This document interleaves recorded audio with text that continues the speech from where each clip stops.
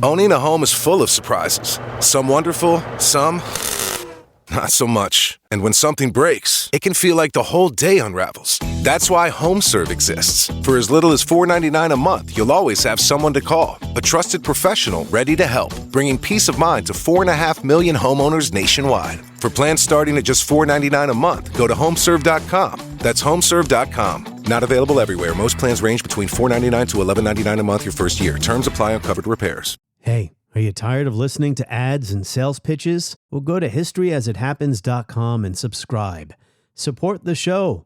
You'll never have to listen to an ad again. Plus, you'll get bonus content and 24/7 access to the entire catalog of 500 episodes. historyasithappens.com. Subscribing is easy. Supercast will set you up so you can listen to the podcast in the same place you're listening to it right now.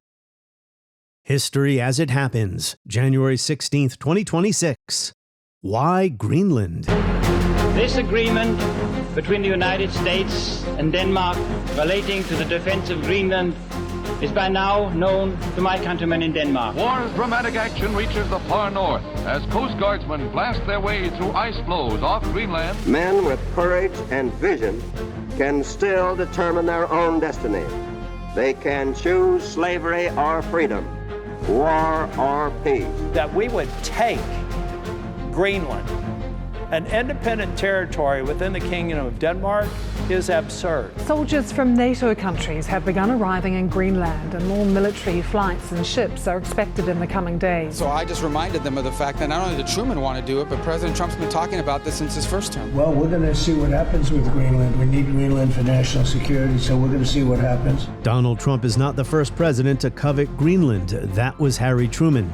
But Truman never made his sales pitch public, and he never threatened to annex Greenland by force either. The world's largest island, more than 800,000 square miles, with a population of just 50,000, has been strategically important to the United States since the Second World War. Does the United States really need to take it? That's next as we report history as it happens. I'm Martin DeCaro. Denmark does not have the authority to sell Greenland. According to the law of self-rule of 2009, it is a Greenlandic decision to go for independence. Denmark will not stop it if Greenland goes for independence and has a referendum, votes its way out of the Kingdom of Denmark. However, when we then sort of compare to what about the US then? Can't the US help with that and sort of be ready to swoop in? Well, the fact of the matter is, why do Greenland want independence? It's because they fundamentally want to take control of their own destiny.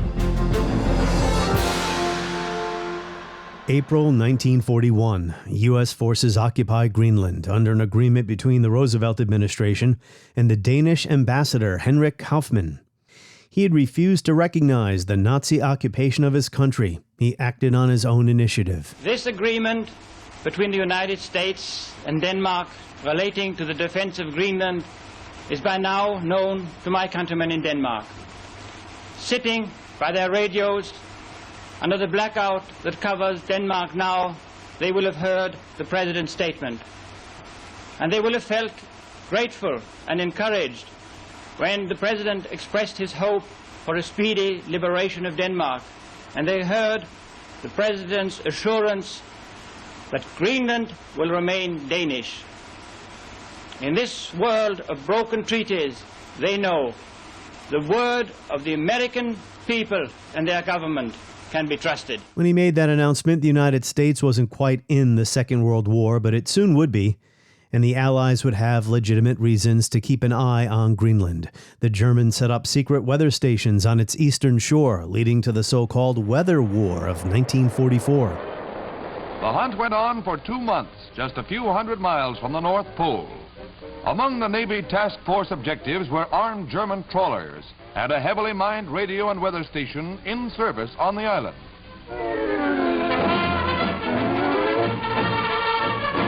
The relentless search continued day and night.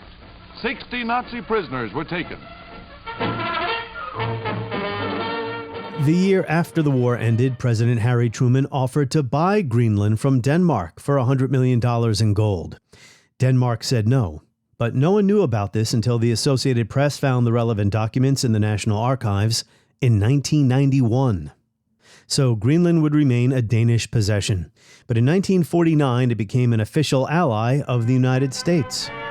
On April 4th, 1949, the North Atlantic Treaty was signed by Norway, Denmark, the Netherlands, Belgium, Luxembourg, France, Italy, Portugal, the United Kingdom, Iceland, Canada, and the United States.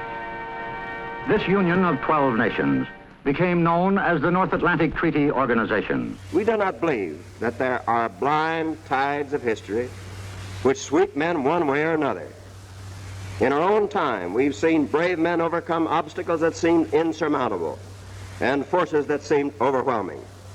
Men with courage and vision can still determine their own destiny. And as the Cold War set in 1951, a defense agreement gave the U.S. sweeping military access across the massive island.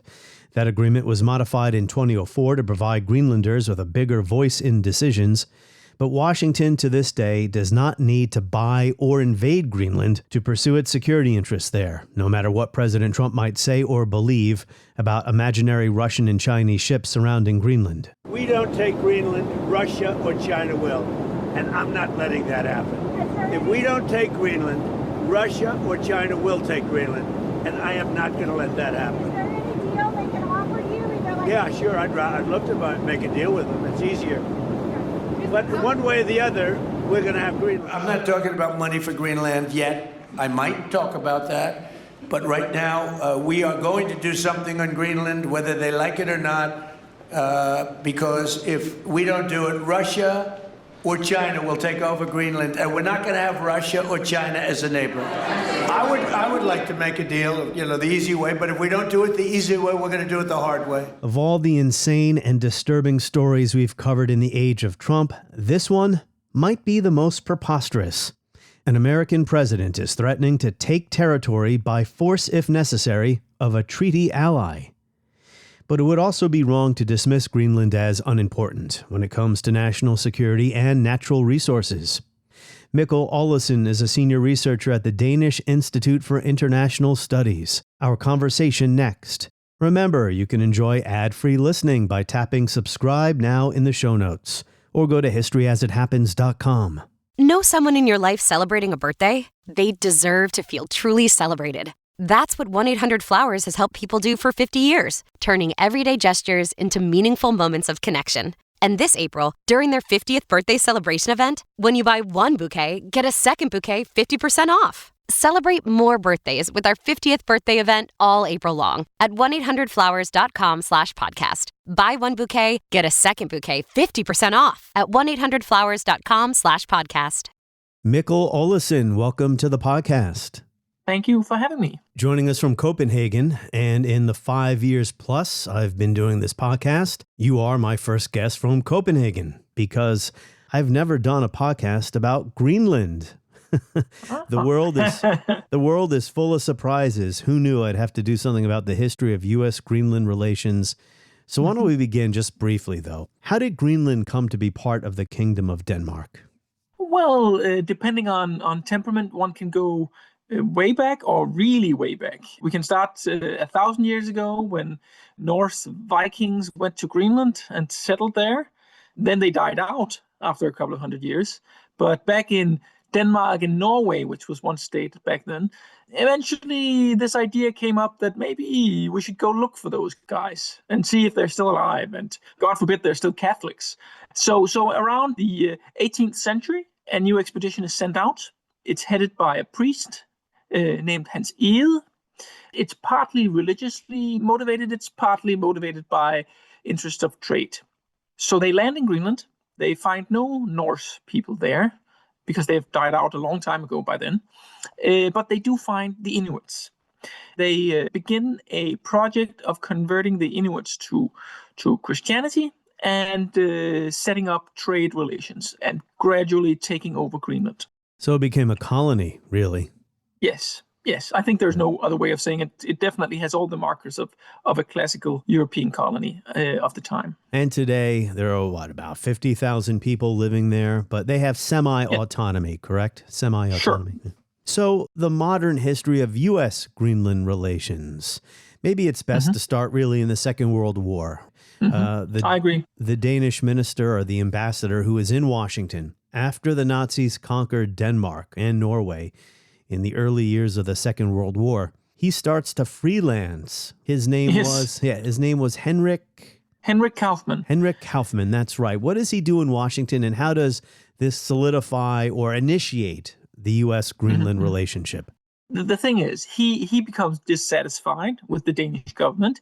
He argues, and quite rightly so, that it cannot be regarded as a legitimate government anymore because the Nazis, quite frankly, has a figuratively and perhaps even literally a gun to their heads. So he decides that he doesn't want to take orders from Copenhagen anymore, and he rebels. And then he goes to the US with a fairly ambitious offer for a diplomat. He says, well, the Danish government is under duress because of Nazi occupation of Denmark. I think that I should be the real Denmark. I think I should be the representative of the real Denmark, not my government back home. So that's a pretty ballsy move from an ambassador, to say the least, right? Yes. And the Americans sort of, in the beginning, they're sort of, yeah, that's a lot that you're asking.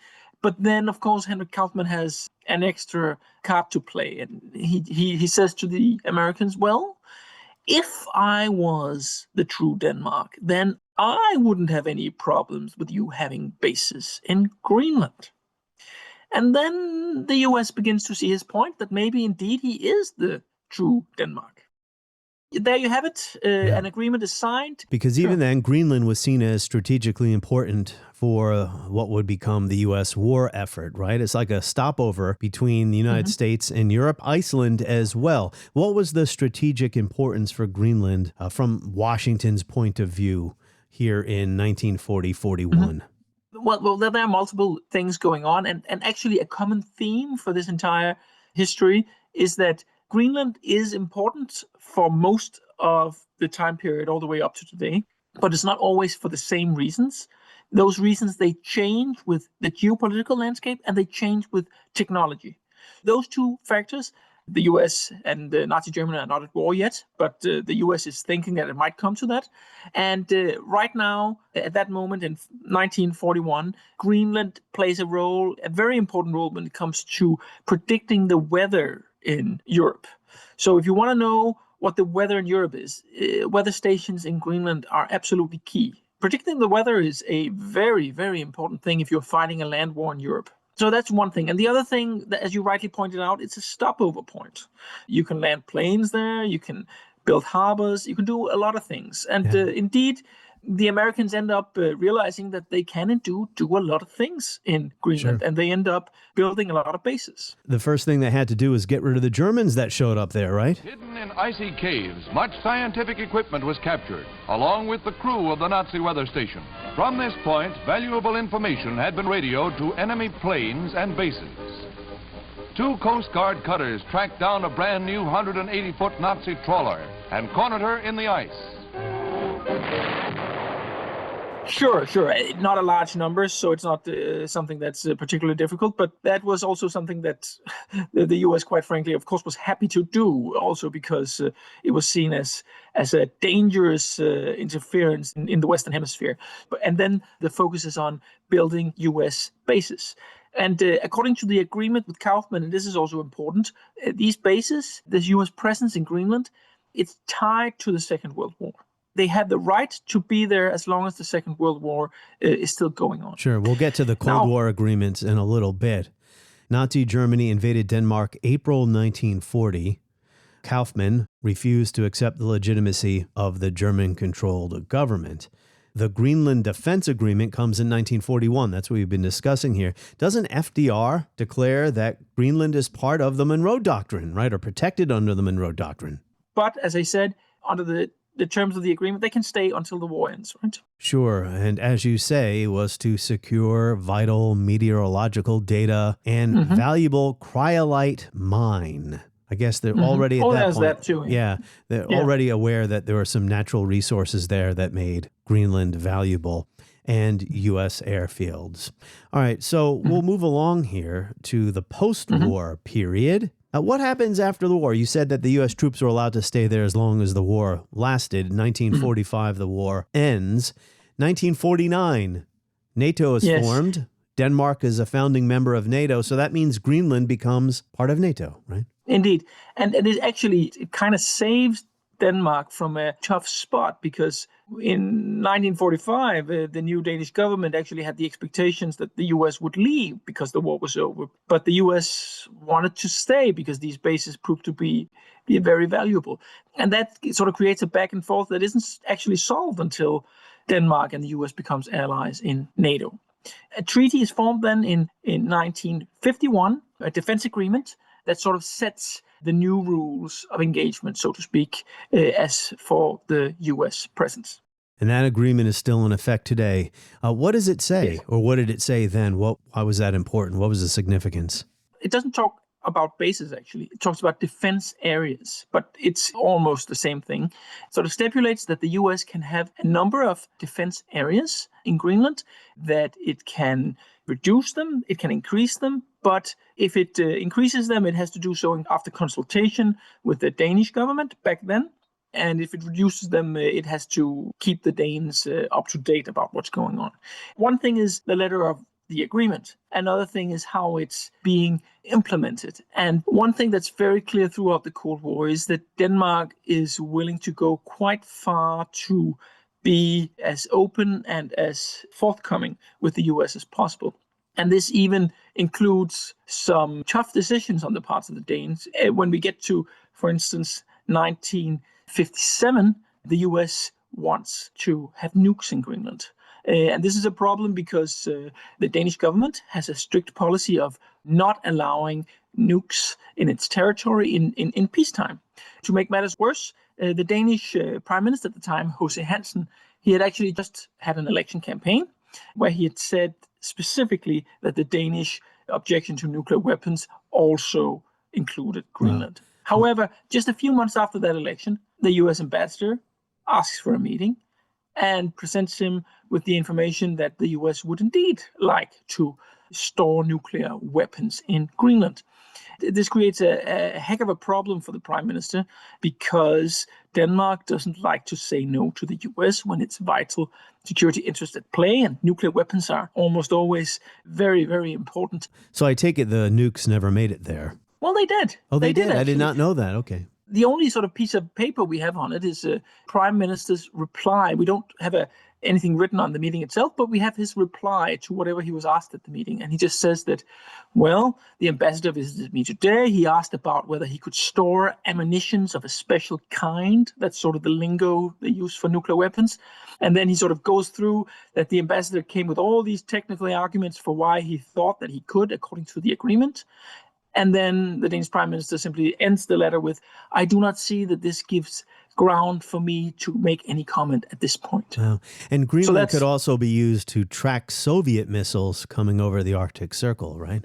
Sure. And the further we get, again, as I said, as technology develops, Greenland shifts in importance. But the only reason I wanted to just highlight that instance is because it sort of shows that even if in a very, very difficult situation for a Danish government, when the US wants something really badly, priority was given to make sure that they got it, even though the Danish government had to keep this a secret for the entire Cold War, because they didn't dare tell the Danish population. They did a good job, because I didn't know that either about the nuclear weapons there. President Truman, he offered to buy Greenland, right? What happened? Mm-hmm. Well, the Danish king and the Danish government were quite clear on it. They didn't want to sell. And that was that. Oh, so Truman didn't threaten to invade the... He did not threaten to invade, no. He made an agreement instead, right? Or eventually, at least. Sure. So, yeah. So when the Cold War comes to an end, did that change the dynamics here at all? I mean, I got to be honest with you. I've hardly ever heard Greenland, which we know is an important place for the reasons we've been discussing.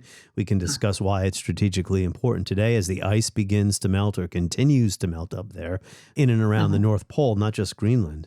But after the end of the Cold War, did that change anything? Yes, it certainly does, because what changes then is geopolitics. The Soviet Union collapses, Russia emerges, and there's this period of time where Russia and the US, they may not be allies, but they are not enemies anymore. And that changes the calculus immensely, because bear in mind that at this point, at the end of the Cold War, the importance of Greenland, the importance of the Arctic region has mostly been as a place that missiles, planes, and submarines has to pass through in order for the Soviet Union and the US to be able to hit each other with nuclear weapons, among other things. That changes, right? Because the moment that there's no enemy at the other side, why is it then that important to keep track of everything in between, right? We have this period, especially in the 90s, but it actually continues a bit further than that, where the Arctic and Greenland are relatively unimportant strategically. And this is not a bad thing if you live there, because it's not necessarily something to be wished for to live in a geopolitical hotspot. Sure. And there had been multiple U.S. bases, but now there's just one. So the U.S. gradually closes bases. The U.S. used to have, among other things, this radar bases across Greenland. And this is one of the things that they close after the end of the Cold War, right? And that's one of the reasons why today there is no adequate radar coverage when it comes to Russian planes. One of the chief American concerns, and one of the things that the Trump administration had been blaming the Danes for not setting up. But we have to remember here, the history is the U.S. used to do this and decided not to do it anymore. So that's why it's not there. So you were quoted in a New York Times article that had the headline, "Buy Greenland? Take it? Why? An old pact already gives Trump a free hand." That is the 1951 Defense Agreement. The United States still can do as it pleases there. I'm referring to military preparations, things like that, right? It has a free hand when it comes to security. Absolutely. I mean, it has to ask nicely first. Yeah, but the again, people there have a say, right? Because this 1951 agreement was amended in 2004 to give the people of Greenland more say in what's happening there. But for the most part, when it comes to security, the United States can do as it needs in this area, right? Exactly. Because one thing is the letter of the agreement, another is how it has been interpreted in practice. And in practice, those things put together has created this result that the U.S. has pretty much gotten whatever it wanted when it came to security. The conversation continues. For ad-free listening, tap subscribe now in the show notes or go to historyasithappens.com.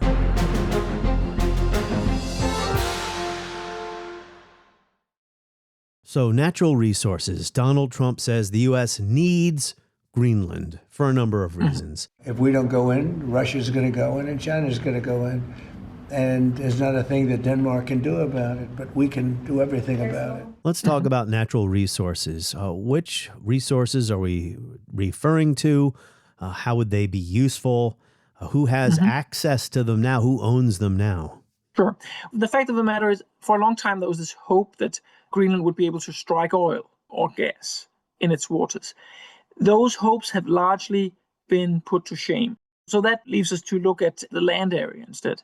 And here it's quite clear that Greenland pretty much has, I wouldn't say everything, but it has a lot of different types of very valuable minerals, including rare earth minerals. The problem, however, is that it's not necessarily ever going to be profitable to extract it, because in order for a mine to be set up, a couple of things is required, right? There's a certain price for setting up the mine. There's a certain market price for whatever the mine is going to extract.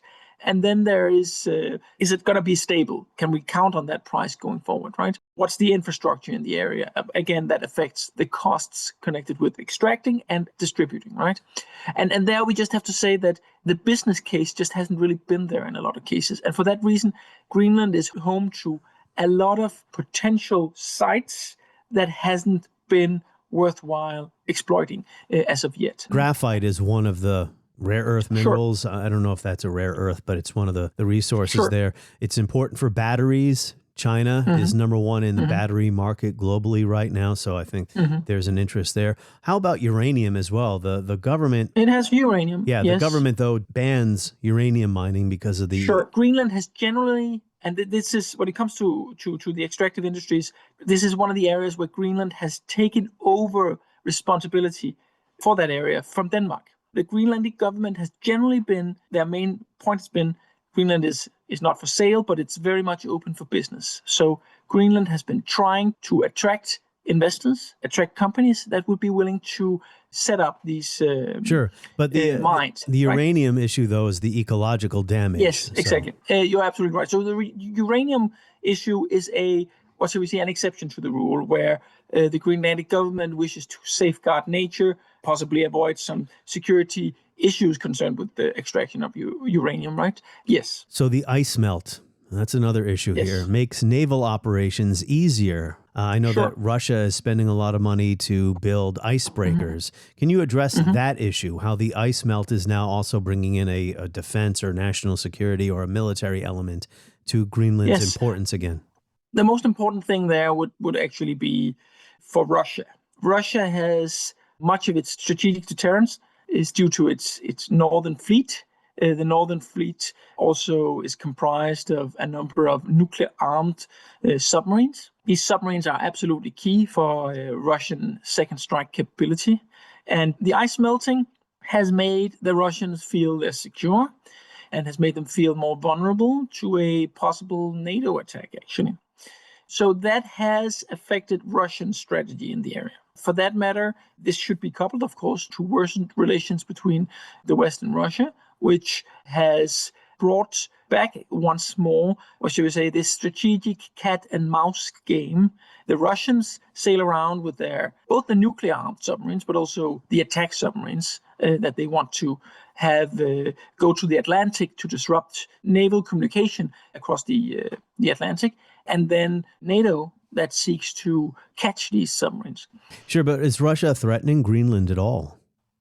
No, not at this time, because that's not really the point. Why would they need Greenland? What they need is to sneak their submarines through the Greenland, Iceland, UK gap. But they don't need to take Greenland in order to do that. They just have to sneak their submarines through.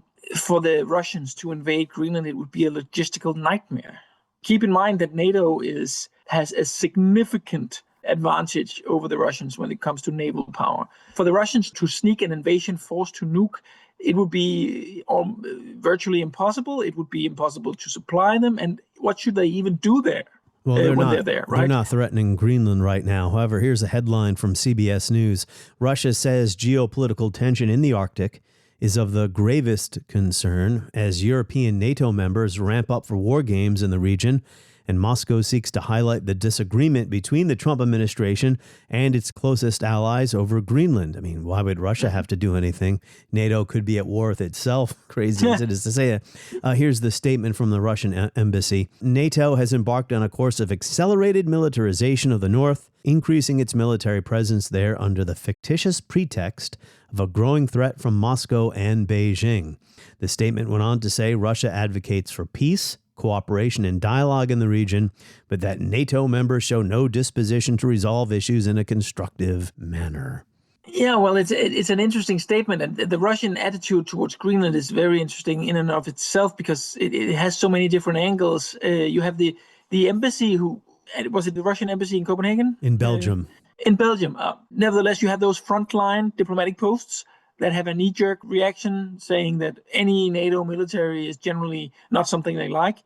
Embassy in Copenhagen had a similar reaction in the beginning of the Greenland crisis, where it sort of condemned the U.S. trying to get more access to Greenland. But then, on the other hand, you have Putin and his people seeing it as a strategic opportunity to sow discord in the West and sort of even jumping on the opportunity to say to Donald Trump, well, if you take Greenland, I take Ukraine, right? And why not from a Putin perspective, right? Why not sell the U.S. something that has full access to already? That's a good deal for the Russians. Sure. There are real issues here. I mean, when this issue, the idea of the U.S. taking Greenland first popped up, I don't know, a year or so ago, I think the initial reaction on the part of some people was, what? Why? Well, there are actual issues here, as we've been discussing.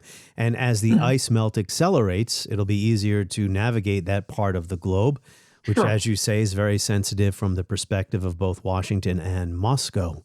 So, Mikkel, do you think the United States might actually invade Greenland? I mean, there's really nothing that would stop physically. I'm talking physically, militarily, stop the U.S. from doing this if it so chooses.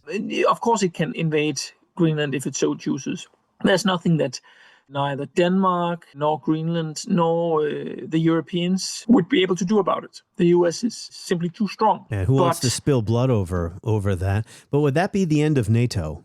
Well, that's the thing, right? The Europeans may not be able to inflict military damage upon the US in any significant way, but it sure would be able to inflict political damage and possibly even economic damage.